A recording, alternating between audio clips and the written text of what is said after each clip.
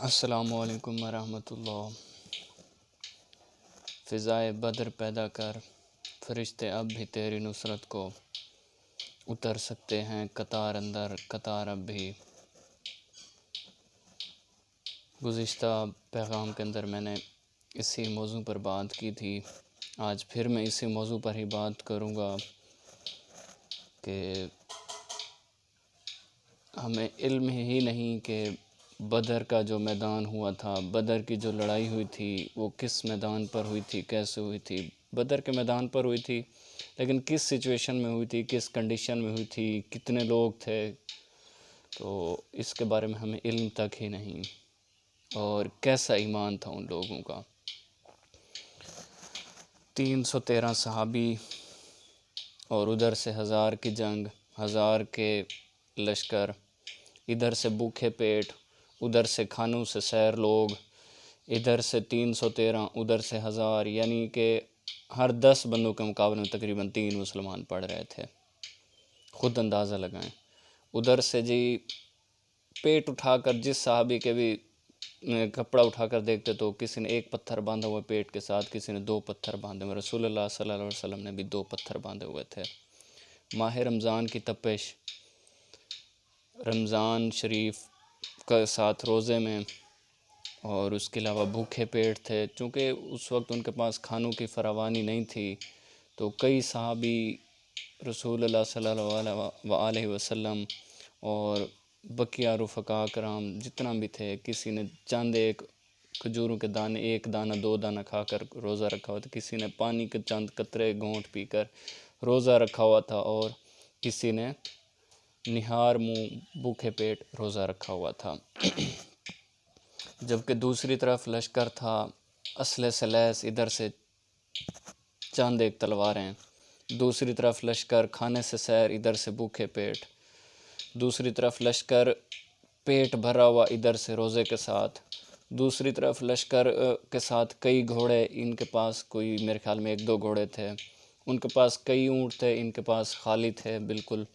اسی طرح سے ان کے پاس کئی بڑے بڑے جرنیل تھے، تلواریں تھیں تیز دھار، نیزے تھے، زرہ تھی، ان کے پاس تلواریں بھی چند ایک، زرہ بھی 2-4 تھیں، اور اسی طرح سے گھوڑے اونٹ بھی نہ ہونے کے برابر تھے۔ یعنی کہ یہ وہ لشکر تھا جو کہ بظاہری دنیاوی آنکھ سے ہمیں لگ چکا تھا، اگر ہم دیکھتے تو ہم کہتے ہیں اس کو شکست ہو جانی ہے، لیکن یہ تو ہماری دنیاوی آنکھ تھی، لیکن حقیقت میں ہمیں اس بات کی سمجھ نہیں آتی کہ ایمان والوں کی طاقت ایک کافر نہیں بلکہ 10-12 کافروں سے زیادہ ہوتی ہے۔ اس بات کی سمجھ ان کو آ چکی تھی، اس وجہ سے وہ 313 تھے، ٹوٹی پھوٹی جو تلواریں تھیں وہ بھی ٹوٹی پھوٹی تھیں، ان کو کپڑوں کے ساتھ بندھا ہوا تھا، تیز دھار بھی نہیں تھیں۔ تو بہت سارے مسلمان ایسے تھے جو کہ جسٹ اپنی چھڑیاں لے کر پہنچے ہوئے تھے میدان جنگ کے اندر، کہ ہم نے حضور صلی اللہ علیہ وسلم کے ساتھ کسی صورت بھی نہیں چھوڑنا۔ تو میرے یہاں پر بات کرنے کا مقصد یہ ہے کہ بدر کا جو میدان تھا، اگر ہم اس میں دیکھیں تو بہت فرق تھا، مطلب مسلمانوں کے پاس نہ ہونے کے برابر، اور مکمل شکست۔ مطلب اگر ایک بندہ سنے نا آج کا بندہ یا اس وقت کا بندہ، تو کلیئر پتہ چلتا ہے کہ یار ان کو تو شکست ہو جانی تھی، لیکن حالات نے دیکھا، واقعات نے دیکھا، سچویشن نے دیکھا کہ وہی کفار دم دبا کر بھاگ گئے تھے۔ فرق کیا تھا؟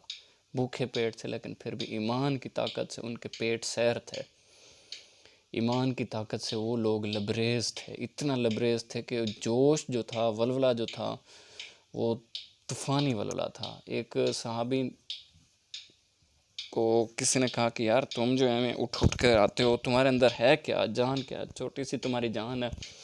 تو اس نے کہا بھائی حضور کی گستاخی، حضور کی شان کے خلاف ہم ذرا سا بھی کچھ برداشت نہیں کر سکتے، اور اگر تم میں ہمت ہے نا تو تم نے اس چھوٹے سے بندے کو نہ دیکھو، اس چھوٹی سی ٹوٹی پھوٹی تلوار کو نہ دیکھو، اس تلوار کو چلانے والے کو دیکھو، ہمت ہے تو کوئی اپنا بڑے سے بڑا جرنیل سامنے لاؤ، میں دیکھ لوں گا۔ اور پھر جرنیل سامنے لایا گیا تو اس بندے نے، اس صحابی نے وار کیا تو اس کی تلوار ٹوٹ کر دور جا گری۔ تو اسی طرح سے جذبہ ایمانی سے سرفروش حضرت علی رضی اللہ تعالیٰ عنہ نے فتح خیبر کے وقت جو خیبر کا درہ تھا اس کو اکیلے اکھاڑ کے پھینکا تھا. بات کیا تھی کہ اس کو 3,000 لوگ کھولتے تھے، اور وہی درہ حضرت علی رضی اللہ تعالیٰ عنہ نے اکیلے اکھاڑ کے پھینکا. کس لیے؟ ایمان کے جذبے سے سرفروش تھے. ایمان کا جذبہ جب ایک مسلمان کے اندر پہنچ جائے نا تو پھر وہ یورپ کی ترقی سے، یورپ کی انگریزی سے نہیں گھبرایا کرتا، یورپ کے برہنہ لباسوں سے وہ نہیں گھبرایا کرتے کہ وہ ترقی کر کے برہنہ ہو گئے ہیں. ایسے برہنہ نیم برہنہ لباس پہنے ہوئے نا، تو آج ہم انہی سے ہی مرعوب ہو جاتے ہیں کہ جی لوگ تو کہاں پہنچ چکے، اور ہم اتنے کنزرویٹو پڑے ہیں کہ جی ہم اپنی عورتوں کو پردہ کرنے کا کہتے ہیں کہ جی تم پہلے پردہ کرو. حالانکہ حقیقت میں وہی لوگ پیسہ ہونے کے باوجود بھی اتنے غریب ہوتے جا رہے ہیں کہ اپنے لباسوں کے لیے بھی ان کے پاس انویسٹمنٹ نہیں ہے. پیسے اتنا مہنگا پیسہ خرچ کرتے ہیں اور پھر بھی جسم ان کا نظر آ رہا ہوتا ہے، یعنی کہ پیسے بھرنے کے باوجود بھی وہ لوگ برہنہ ہوتے ہیں. اور اسی طرح سے جی آج میں آپ کو ایک اور بھی واقعہ سناتا چلوں کہ کس طرح سے ہم لوگ ایمان کی طاقت سے خالی ہو گئے، اور وہ صحابہ، وہ لوگ، وہ کس طرح سے ہم سے فرق پر تھے، اور کس وجہ سے انہوں نے کیسر و کسریٰ پر حکومت کی، شام پر حکومت کی. سلطنت عثمانیہ بہت بڑی خلافت گزری مسلمانوں کی. مکہ مدینہ پر کیسے حضور نے حکومت کی، حالانکہ حضور اکیلے تھے جس ٹائم ان کو نبوت کہی گئی، اور دوسری طرف کفر ہی تھا. پھر حضور نے دعوت دی، لوگ بڑھتے چلے گئے، اسلام طاقت پکڑتا چلا گیا، اور دیکھا کہ یہی ایک کمزور اسلام جو تھا کیسے آگے بڑھا. تو آپ کو ایک واقعہ بتاؤں کہ ایک تبلیغی جماعت گئی سعودی عربیہ کے اندر. سعودی عرب کے اندر جب وہ گئے تو وہاں ان کے ساتھ ایک عرب بھی چل پڑا تھا، دیہاتی، وہ یعنی بدو جسے آپ کہہ سکتے ہیں وہ تھا. تو امیر صاحب نے اس سے کہا کہ آج شام کا بیان آپ نے کرنا. 1-2 دن بعد ہی کہا ہوگا یقیناً. تو اس نے کہا ٹھیک ہے، لیکن مجھے بیان کا طریقہ نہیں آتا. امیر صاحب نے کہا کوئی بات نہیں، آپ نے جب کھڑا ہونا آپ نے بس اتنا کہہ دینا کہ مجھے کچھ نہیں آتا. اس نے کہا ٹھیک ہے. تو جی جب باری آئی، مغرب کا وقت تھا، تو اتفاق ایسا ہوا کہ اس دن کچھ علماء لوگ بھی آ گئے، کیونکہ شاید چھٹی کا دن تھا، پبلک ہالیڈے تھی. اور اس کے بعد کچھ سرکاری افسرز بھی آ گئے، ٹھیک ہے، افسر یہ لوگ بھی آ گئے. تو مجمع زیادہ ہو گیا. اب تھوڑی سی پریشانی والی بات تھی. تو جب وہ بندہ کھڑا ہوا، اس نے جو پہلی بات کہی، چونکا دینے والی بات کہی، اس نے کہا ہم میں اور صحابہ میں کوئی فرق نہیں ہے. جب یہ بات کہی تو امیر صاحب کے کان کھڑے ہو گئے، مجمع حیران کہ یہ کیا اس نے بات کہہ دی. تو سب لوگ پریشان ہو گئے. اس نے کہا ہم میں اور صحابہ میں کوئی فرق بھی نہیں، صرف ایک بات کا فرق ہے. اچھا، لوگ اب مزید توجہ سے ہو گئے کہ یہ کیا کہنے والا ہے. اس نے کہا ہم میں اور صحابہ میں صرف ایک گینٹ کا، یہ جو یہاں سے یہاں تک کا فرق ہے، ایک گینٹ، اسے بالشت جو ہم کہتے ہیں نا، تو ایک بالشت کا فرق ہے. ہم لوگ مزید پریشان کہ یہ کیا کہنے والا ہے. اس نے کہا ہاں میں صحیح کہہ رہا ہوں، ہم میں اور صحابہ میں کوئی فرق نہیں، صرف ایک اتنا، یعنی 6 انچ. آپ کیسے 6 انچ کا؟ لوگوں نے پوچھا کیسے؟ اب وہ میں آپ کو کھڑے ہو کر بتاتا ہوں کہ یہ دیکھیں. اس نے کہا کہ ہم یہ یوں اشارہ کیا، اس نے اشارہ کیا کہ جی ہمارا جو ایمان ہے وہ ہے پیٹ کا، ہم پیٹ کے لیے ایمان ہے ہمارا، ہمارے لیے پیٹ ہی سب کچھ ہے، یہی ہمارا ایمان ہے. صحابہ کا جو ایمان تھا وہ تھا دل، یہی ان کا دل تھا. دل سے انہوں نے توبہ کری ہوئی تھی، دل سے انہوں نے اسلام کو قبول کیا ہوا تھا، دل سے اسلامی تعلیمات پر عمل کرتے تھے، اور دل سے ہی سارا کچھ وہ اسلام کے لیے کرتے تھے. تو جنہوں نے دل سے اسلام کو قبول کیا، دل سے اسلام کے لیے لڑے، دل سے اسلام کے لیے جھگڑے، اور دل سے ہر تعلیمات کے آگے سر تسلیم خام کیا، تو انہوں نے پھر کیسر کسریٰ کو بھی پیچھے چھوڑ دیا. انہوں نے پھر خیبر کے درے کو بھی اکھاڑ پھینکا. انہوں نے پھر بڑے سے بڑے جرنیل کو بھی خاطر میں نہیں لایا. فرق صرف ایمان کی طاقت کا تھا، دل کا تھا. آج ہم ایمان قبول ذہنی طور پر تو کر لیتے ہیں کہ لا الہ الا اللہ محمد رسول اللہ، لیکن جیسے میں نے پچھلی ہی ویڈیو کے اندر بات کی کہ ہم ٹھیک سے لا کے مطلب کو بھی سمجھ نہیں. لا اسلام میں سب سے پہلے، اسلام کا سب سے پہلا درس ہی جہاد ہے. لا کہ میں نہیں مانتا. آپ کو دیکھیں، اگر والد صاحب ایک دن کام بتائیں، ہم کہیں کہ اگنور کر جائیں. دوسرے دن بابا پھر کام بتائیں، پھر ہم اگنور کر جائیں. تیسرے دن بتائیں ہم پھر اگنور. چوتھے دن وہ بھی کہیں گے یہ بندہ نافرمان ہو گیا. مطلب اب اس نے میرے خلاف جنگ ہی سمجھو نا، کہ آپ کو کوئی حکم کہے اور ہم نہ مانیں. والد کا حکم والی ماننا چاہیے، لیکن ہم نے نہیں مانا تو اس کا مطلب ہم جنگ پر اتر آئے کہ ہم نہیں مان رہے. تو اسی چیز کا نام ہے تو بھائی جہاد ہے. ہم پہلے کہتے ہیں لا. امن کا درس تو اسلام کا کہیں پیچھے پڑا ہے. پہلا درس اسلام کا لا ہے کہ میں کسی کو نہیں مانتا اللہ کے سوا، بس صرف اللہ کو مانتا ہوں، اور عبادت بھی صرف اور صرف اللہ ہی کی ہے بس، اور کسی کی بھی نہیں. تو یہ جہاد نہیں ہے تو اور کیا ہے بھائی؟ جہاد کے پھر معنی بہت وسیع آ جاتے ہیں، لیکن ابتدا اسلام کی جہاد سے ہوتی. یہ بات آپ کو بڑے بڑے دینی لوگ بھی نہیں بتائیں. کیوں جی؟ وہ چاہ رہے ہوتے ہیں کہ اسلام تو امن کا درس دیتا ہے. امن کا درس ہاں بالکل دیتا ہے، لیکن اسلام کا میں نے پچھلی ویڈیو کے اندر بھی بتایا کہ اسلام کے ساتھ امن کا درس ہے کہ آپس میں ہم امن کے ساتھ رہیں، لیکن ضرورت پڑنے پر کفار کی اینٹ سے اینٹ بجا دینی چاہیے. آج ہماری عافیہ صدیقی کے ساتھ پتہ نہیں کیا کیا کچھ نہیں ہو رہا، اور ہم ادھر امن کے درس دے رہے ہیں. شام کے اندر کیا کیا کچھ نہیں ہوا، ہم ادھر امن کا درس دے رہے ہیں. فلسطین کے اندر کیا کیا کچھ نہیں ہو رہا، ہم ادھر امن کا درس دے رہے ہیں. افغانستان کے اندر امریکہ نے آ کر کیا کیا کچھ ظلم نہیں ڈھائے، ہم ادھر امن کا درس دے رہے ہیں. انڈیا نے کشمیر پر کیا کیا کچھ نہیں ڈھایا، ہم ادھر امن کا درس دے رہے ہیں. روہنگیا کے مسلمانوں پر کیا کیا کچھ نہیں ڈھایا گیا، ہم ادھر امن کا درس دے رہے ہیں. برما کے مسلمانوں پر کیا کیا کچھ نہیں ڈھایا گیا، ہم ادھر امن کا درس دے رہے ہیں.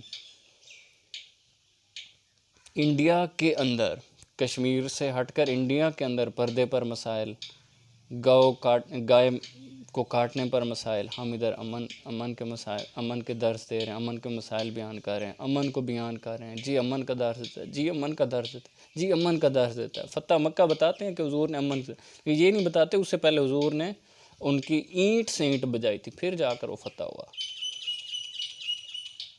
تو میرے بھائی، امن کے درس کو سمجھنے سے پہلے آپ یہ دیکھیں کہ اس وقت کہاں کہاں کیا کیا کچھ ہو رہا ہے. اسرائیل فلسطین پر کیا کچھ نہیں ڈھا رہا، ہم امن کا درس دیتے پھریں. ہماری کتب جہاد کے درس سے خالی ہو گئی ہیں. ہمارا درس، ہماری مساجد کے ممبر جہاد کے درس سے خالی ہو گئے ہیں. کتب کے اندر جہاد نہیں بتایا جا رہا. حالانکہ مسلمان ہونے کے ناطے ہم نے پہلا سبق ہی لا کا پڑھا ہے. لا الہ، مطلب پوری دنیا کے ہم نے نفی کر دی. آج پاکستان سے کہو امریکہ کی کریں ہاں نفی، وہ کہیں گے امریکہ کا ورلڈ بینک ہو گیا، اس کے علاوہ جو IMF ہے یا پھر ورلڈ ہیلتھ آرگنائزیشن نے جب کہا جی کووڈ پر یہ آپ ریسٹرکشن لگائیں، انہیں کہتے نہ لگاؤ. اگر نہ لگاتے امریکہ پتہ نہیں کئی طرح سے قطع تعلق کر دیتا کہ جی اس نے ہمارے ساتھ جنگ کا اعلان. IMF کی جو پیسہ اٹھاتے ہیں نہ مانے شرط لگ جائے گا پتہ، وہ یہی سمجھیں گے کہ بھائی انہوں نے ہمارے ساتھ جنگ کا. وہ سمجھ سکتے تو ہم کیوں نہیں سمجھ سکتے؟ جب ہم نے کہہ دیا لا، وہ بھی تو ہماری بات نہیں مانتے. انہوں نے پردہ کہا تو انہوں نے چھکا منہ پہ چاڑنے کا کہا، جو چھوٹے ڈنگروں کو لگایا جاتا ہے نا، جب ڈنگروں کے بچے پیدا ہوتے ہیں، انہوں نے لگانے کو کہا تو ہم نے وہ لگا لیا. ہماری عورتوں نے نقاب کرنے کی فرصت نہیں ہوتی جو حضور نے کہا. اس کی تو ہمیں بڑی شان سے ہم لوگ اپنی کاروں میں کے اندر ڈبے لے کے رکھتے تھے، اور عورتوں کے لیے خوبصورت وہ بنوائے جا رہے تھے کئی ڈیزائنوں والے، سوٹ کے ساتھ میچ ماسک. بھائی پردہ ہی کر رہو. خیر، امن کا درس دینے سے پہلے اپنا کوشش کریں کہ یار ہم امن کا درس اس وقت دیں کہ پہلے ہم اپنے بچوں کو جہاد کی مکمل تربیت دیں. اس قرآن پاک کے اندر کئی جگہوں پر ہے کہ اپنے گھوڑوں کو، اپنے ہتھیاروں کو، اپنی سواریوں کو ہر وقت اس قدر چوک و چوبند اور ریڈی رکھو کہ تم کسی وقت بھی جہاد پر جا سکتے ہو. جو میں نے مفہوم بیان کیا ہے، میں نے ایگزیکٹ آیت کا ترجمہ نہیں بیان کیا، لیکن مفہوم یہی ہے. تو اسلام امن کا درس بالکل دے رہا ہے، لیکن اسلام اس سے پہلے کہہ رہا ہے کہ تمہیں جہاد کا پتہ ہونا چاہیے۔ ہم اصل میں اس وقت دنیا کے پہلے ہیں، اسلام کے بعد کے اندر ہیں، جیسا کہ اس بدو آدمی نے، حالانکہ وہ عرب ان پڑھ جسے آپ جہل کہہ سکتے ہیں، بدو تھا، لیکن اس نے اتنی پیاری بات کی کہ صحابہ کا ایمان دل سے تھا، ہمارا ایمان پیٹ سے ہے۔ بالکل ایسا ہی ہے، ہمارا ایمان اب پیٹ سے رہ گیا، دنیا پہلے ہے ہماری، دین بعد میں۔ ہم آڈٹ فارمز کے اندر جا رہے ہیں، ٹائم ملا تب جا کر نماز پڑھیں، حالانکہ یہ نہیں ہے کہ نماز کے بعد ٹائم ملا تو تب آڈٹ فارم میں جائیں گے۔ کلینکس پر بیٹھے ہیں، صبح سے بیٹھے ہیں، مغرب ہوگی، کوئی نماز نہیں پڑھی، کوئی قرآن کا پتہ نہیں۔ ٹھیک ہے ہم انسانیت کو سرو کریں، لیکن انسانیت کو سرو کرنا بھی نماز کے بعد ہی ہے، کیونکہ انسانیت کو سرو کرنا پیچھے رہ جاتا ہے اگر ہم، پھر تو بل گیٹس بہت بڑی چیز ہے، فرشتہ صفت ہے، فرشتہ ہے، لیکن جہنمی ہے۔ ابو جہل پتہ نہیں کتنی خدمت گزاری نہیں کرتا تھا حاجیوں کی، لیکن جہنمی ٹھہرا۔ ایمان ہونا لازمی ہے، ایمان کے بعد جو ایمان کی تعلیمات ہیں ان پہ بھی ہم عمل کریں۔